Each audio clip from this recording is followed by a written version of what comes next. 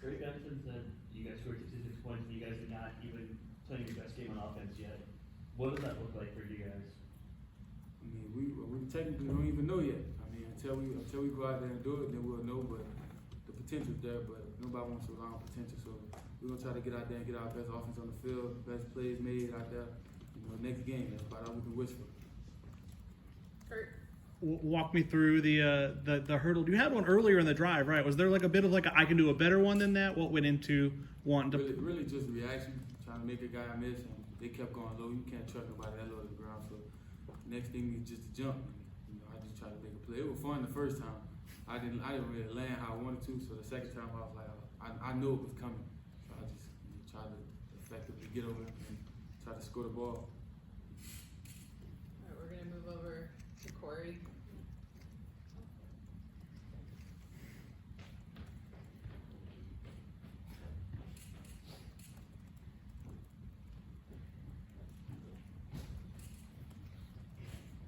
Did you think the passing game was clicking in the first half? Not by your standards, it didn't seem to be clicking.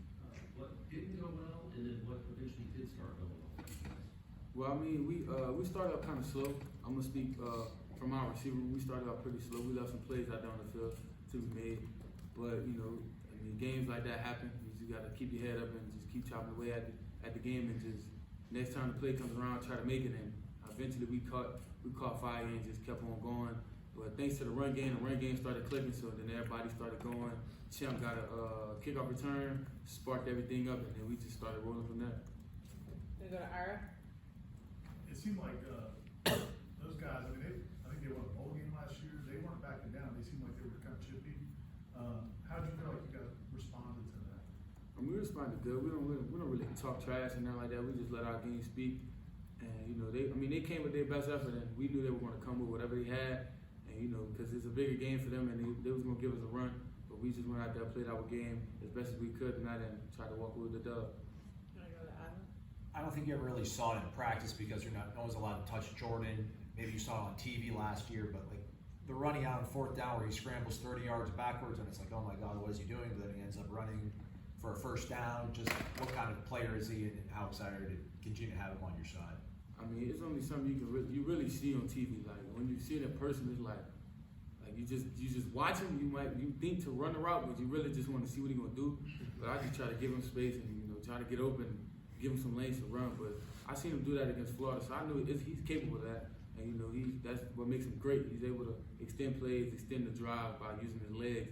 And he's not just a runner. He's looking to get the ball down the field. If it's not there and he needs to get the first down, whether it's put his shoulder down, sacrifice his body, he's gonna make that play. So I mean, it's just fun to watch and just fun to be on the field with him. Ira. Since you've been here, you seem to take an interest in helping the younger receivers. Deuce is a guy that hadn't played a lot of receiver. He was a quarterback earlier in his career. What kind of potential does he have, and Darion Williamson? Like, what kind of potential do you see from some of those younger receivers?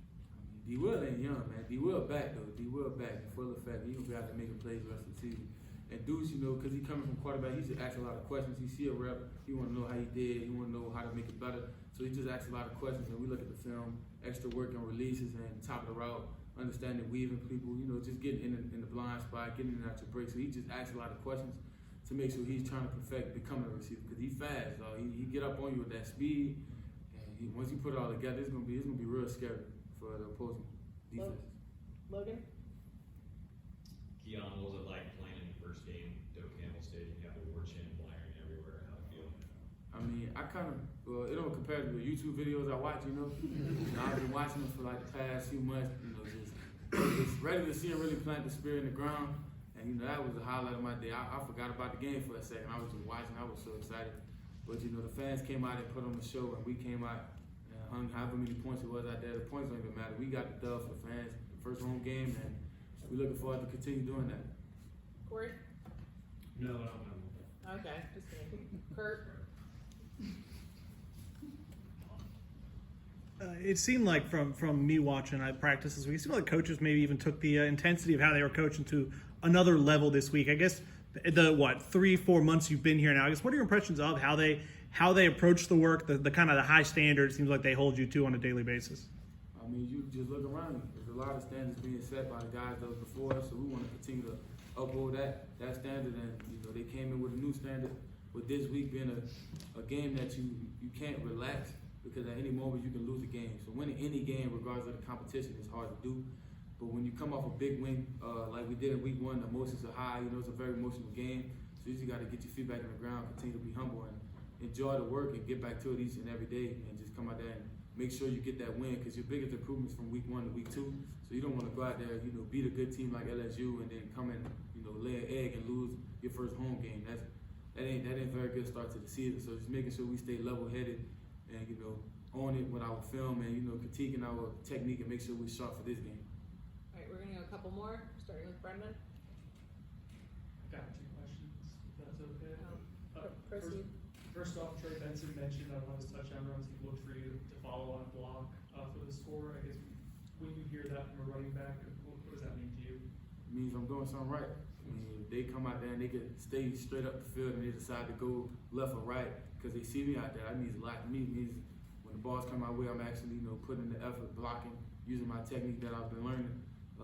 Just give the effort and make sure they get in the end zone. And the second question is, you guys are all gonna have up days, down days. On the day for like Johnny where he didn't have maybe his best game, do you have any words of encouragement, anything that you tell him afterwards? I mean, I wouldn't even call it a down day. Just continue to recenter your focus, making sure you keeping your eyes to the tuck, and just keeping your feelings out of it. Games happen like that. Just keep your head up and get back to work the next day, and just the ball will keep coming to you. I ain't gonna say that. You're a great player, so the balls will keep coming. You just gotta make the next play. Anything else? All right, Aslan. Yeah, I asked you in the preseason whether or not there's enough footballs to go around to keep everybody happy, and you just didn't even flinch. You're like, yeah.